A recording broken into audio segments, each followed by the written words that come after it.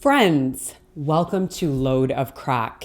In today's episode, I'm going to call it the either you do or you don't know episode because in my experience, either you've heard of this recipe or you haven't. So a couple of months ago, someone told me about this Mississippi pot roast as if it's just common knowledge. And I didn't know what it was. Like Mississippi pot roast, Mississippi. I'd ask other people. Everybody knew until I found one other person who didn't. But I didn't find anybody who said, yeah, I think I've heard of that.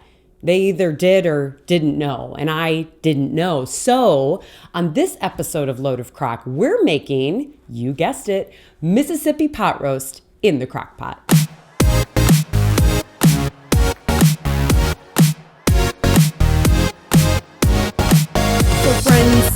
For this recipe, either you do or you don't know. And if you know, I guess. That's how the saying goes. And supposedly, mostly everybody knows. But for those of you that don't know, that were with me, I'm going to show you. And trust me, you want to know. This turned out so great, so flavorful, and it was a household hit, which was amazing. Super simple ingredients. I'm using a chuck roast. It's my favorite kind of roast. Use a packet of ranch seasoning, a packet of brown gravy, some pepperoncinos. Yes, I said that as if maybe I'm Italian. I am not, but I wanted to say it that way. I actually use banana peppers, which really tells you I'm not Italian because that's what I had in my fridge. A little bit of the juice and some butter.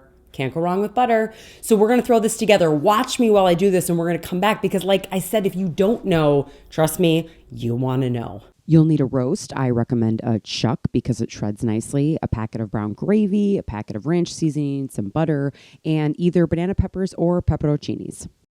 Put your roast in the crock pot and then you'll want to season it with the brown gravy mix as well as the ranch seasoning. Following this, put on either your banana peppers or your pepperoncinis. And I mean, load them up if you really want to. And if you're feeling wild, add the extra juice. So good. Then cut up your butter and put the little pads on top. So there you have it.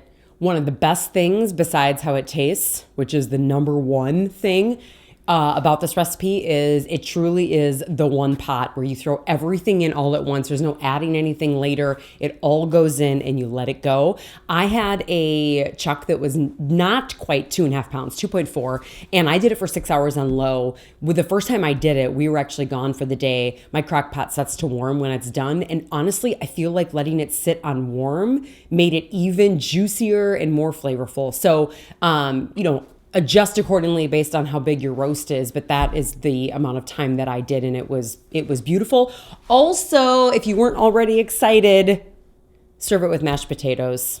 I did not regret doing that. The roast makes this wonderful juice with it that has that ranch and brown gravy flavor in it, and you can use it as gravy.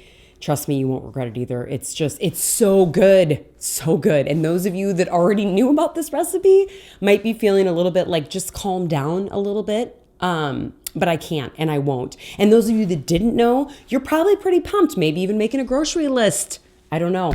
It's like, it's so good, you guys. I promise you, this has been one of my favorites. Also really nice because it's a great in-between as we're kind of transitioning here from winter to spring. Spring doesn't seem to really want to come. That's a whole different topic I won't get into. Anyway, this is a great one for that transition. You know, a good hearty meat, but still really light and flavorful. So there you have it. I could talk about this for hours, but I won't. Instead, I'm going to say thanks to all of you that are subscribed and watching this Load of Crock channel. I just appreciate you all so much. All of you, not only that are subscribed, but the engagement, the comments, people that are making recipes and sharing feedback. I truly appreciate each and every one of you. As always, full recipes with tips and, my opinions about all this food, which, give or take, however you'd like, can be found at myloadofcrock.com. Now, whether you know or you don't know, and I know there's nobody in between based on my quick market research, I want all of you to check out this super juicy, super lovely Mississippi pot roast in the crock pot.